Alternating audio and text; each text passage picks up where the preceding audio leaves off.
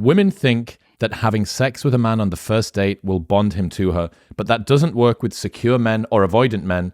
It really only works with crushingly insecure men who crave approval, and women don't want to bond with those men.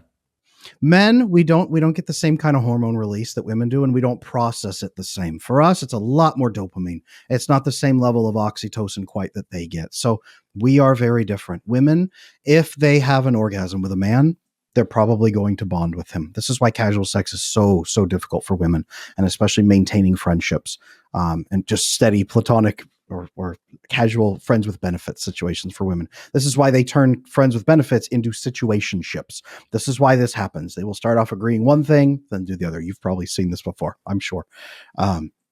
Men don't bond that way. They just don't typically. If there's already a bond happening, yes, then having sex can be unitive, and it can make him love you and not love you, but make him care for you more. It can increase his affection for you. It can increase the bonding, but the connection already has to be there. You don't get a guy to fall in love with you doing that. So this whole first date, sleep with him on the first date so he'll stay around, that's a whole other thing.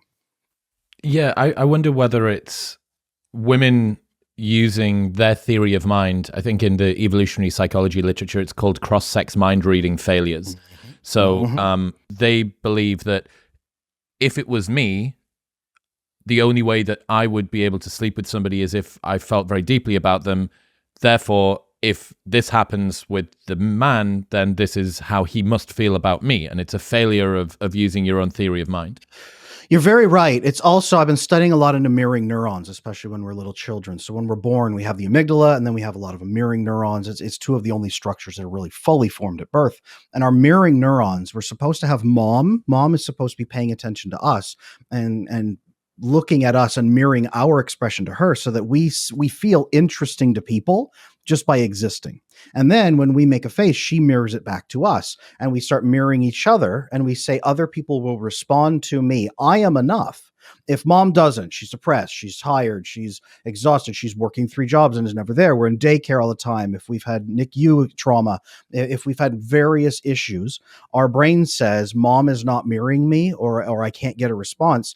I have to be interesting to get mom's attention. This is where kids start acting out a lot, or they go inward and don't believe they can get any kind of response. The response dies, the desire to even connect. So then people are trying in dating to be interesting. They're trying to stimulate others. Women say, I have to sleep with him on the first date or he'll lose interest. When you hear that, her mother probably didn't mirror with her correctly. Her father didn't mirror with her correctly. She learned, I have to be interesting and stimulating. Guys, same thing. When they try to dance for women's approval, it's that mirroring neurons all the way back. You've probably met guys like this, right? That try to be interesting instead of be real.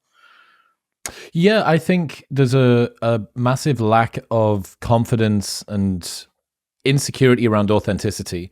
There's all manner of rumor and half-truth and full truth and no truth about vulnerability and when it's right to open up and when you shouldn't open up as a man. And, the more layers of bro science and half-remembered hearsay that you layer on top of an interaction, the more performative it becomes, the more persona and less person there is in the interaction. And the more that happens, the less you actually feel connected with what you're doing, because you're not connecting from you to a person, you're playing a role. So even if you do get the outcome that you want, the person isn't in love with you, they're in love with this projection that you've given them. And this is such a dangerous catch-22 to fall into. It's the reason I think fundamentally that the actual hardcore pickup world failed for men that were unconfident with women, because what it taught them was that the person they had to be and the person that they genuinely were so far apart. If I need to go through this massive rigmarole and say, did you see the fight with 2 midgets outside? Isn't that and then I've got to neg her and twist the lemon, and I've got to ignore her and chat up her friend and do all this shit. It's like, if I have to go through this complex fucking rain dance to try and get a woman to go to bed with me, and that's not what I would do, what does that say about me? And absolutely, it's one of the problems of taking your cues from culture as opposed from yourself. And again, a lot of this could come from parenting problems too. It is. Think of this. There's from what I have found, there are two different dating pools, and they don't flag or signal to each other at all. They have almost no crossover. They're not even aware of each other. There's the secure people who want that direct, human, authentic connection of we are together, we are talking, we're sharing this bond. They don't want stimulation because it feels weird. Too much stimulation up front feels weird to them. They understand that connection, so they want the right bonding experience. Then there's the insecure pool that everybody is trying to be interesting, and they're playing that anxious or that avoidant dance over here. Two different pools that never cross. So when you see guys, every woman out there expects you to be 8 feet tall and have an 18-inch dick, and you have to have 10 billion in the bank. And no, you don't. And you don't have to dance for her amusement and endlessly play games or have dread game or control her. That's only going to work on those insecure women over here. It's never going to work on secure women. They will get up and walk away. You're going to look confusing to them or disinterested, and they're going to track as confusing or disinterested for you. The two dating pools are segregated out completely according to this model. It is wild to see. Yeah, and just to kind of round out the women having sex on a first date, thinking that it'll get a man to bond with her. Mm-hmm. I really, really don't think that many of the girls that listen to this show will think that. But if there is, or if you've got a friend that does think that, like, price is an indicator of quality. Mm-hmm. And for almost all of human history, there was a courting period that needed to occur. Even if the courting period was passive because you lived in the same tribe together and she observed you being competent and reliable and trustworthy and bringing back a big wildebeest and helping out with the whatever, right? So there is a period of value justification from man to woman and also from woman to man. And if you shortcut that, the presumption from a lot of guys, and I can tell you this from first and second-hand experience, if a woman gives it up too easily, the assumption is, well, she'll do this to any man. Correct. That's the first thing men think of.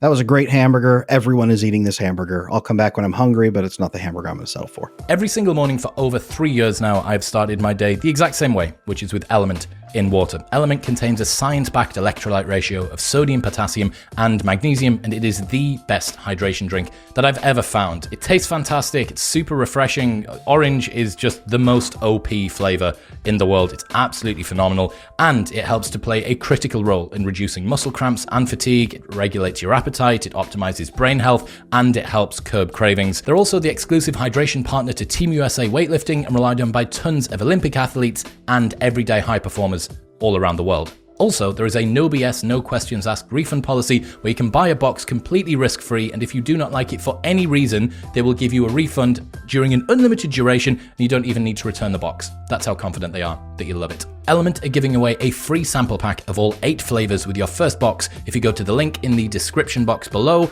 or drinklmnt.com/MW. That's drinklmnt.com/MW. What's happening, people? If you enjoyed that, then press here for the full, unedited episode. And don't forget to subscribe.